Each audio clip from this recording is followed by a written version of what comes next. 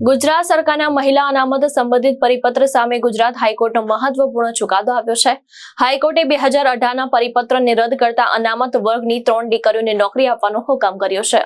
આ કેસમાં એડવોકેટ કેવલસિંહ રાઠોડ સહિતના લોકોએ જોરદાર દલીલો કરી। અંતે ગુજરાત હાઈકોર્ટે આ પરિપત્રને રદ કરી મહત્વપૂર્ણ ચુકાદો આપ્યો છે। હાઈકોર્ટના આદેશ મુજબ અંકિતા પરમાર, રમીલા વાઘેલા અને સુધા વરણને ગાંધીનગર મહાનગરપાલિકામાં સેનેટરી ઇન્સ્પેક્ટર વર્ગ 3 તરીકે નોકરી આપવા હુકમ કરવામાં આવ્યો છે। કોર્ટે ગુજરાત ગૌણ સેવા પસંદગી મંડળને 2 અઠવાડિયામાં ભલામણ કરવાની રાજ્ય સરકારને 6 અઠવાડિયામાં નિમણૂક આપવાનો આદેશ કર્યો છે। સાથે જ સીની ચોરી ટીમ મૂળ ભરતી સમયથી ગણવાની પણ સૂચના આપવામાં આવી છે। 7 વર્ષની લાંબી કાનૂની લડત બાદ અંતે અનામત વર્ગની દીકરીઓને ન્યાય મળ્યો છે। સર, આજે એક હુકમ કર્યો છે અંતર કોર્ટે। આ હુકમ શું કર્યો છે અને આ હુકમની પૂર્વગામી અસરો શું છે? આજે નામદાર ગુજરાત હાઈકોર્ટના જસ્ટિસ મૌલિક સેલત સાહેબની કોર્ટમાં એક મહત્વપૂર્ણ ચુકાદો આવ્યો છે।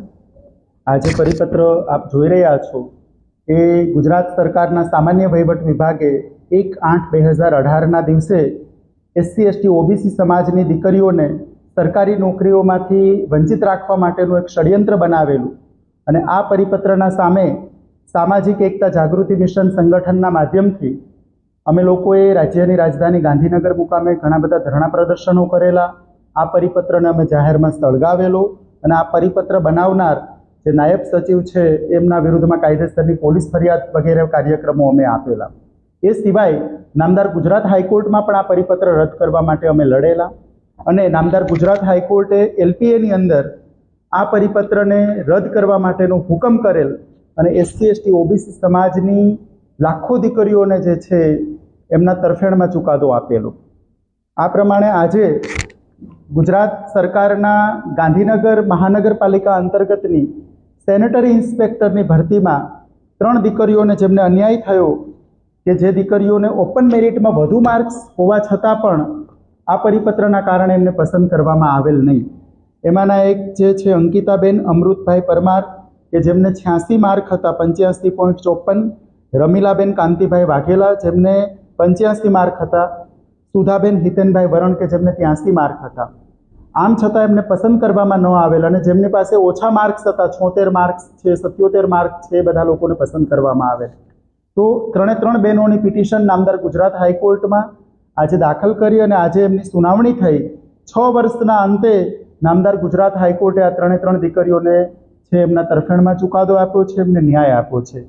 આ પરિપત્ર રદ થવાના કારણે ઘણી બધી બહેનોને ફાયદો થયો અને જેટલી બહેનો આ પરિપત્ર રદ થયો અને પરિપત્ર બહેનોએ વચ્ચેનો જે સમયગાળા દરમિયાન જે લોકો સફર થયા કે જે નોકરીઓથી વંચિત રહ્યા એવી ઘણી બધી બહેનોને નામદાર ગુજરાત હાઈકોર્ટે જે છે એ ન્યાય આપવાનું કામ કર્યું છે।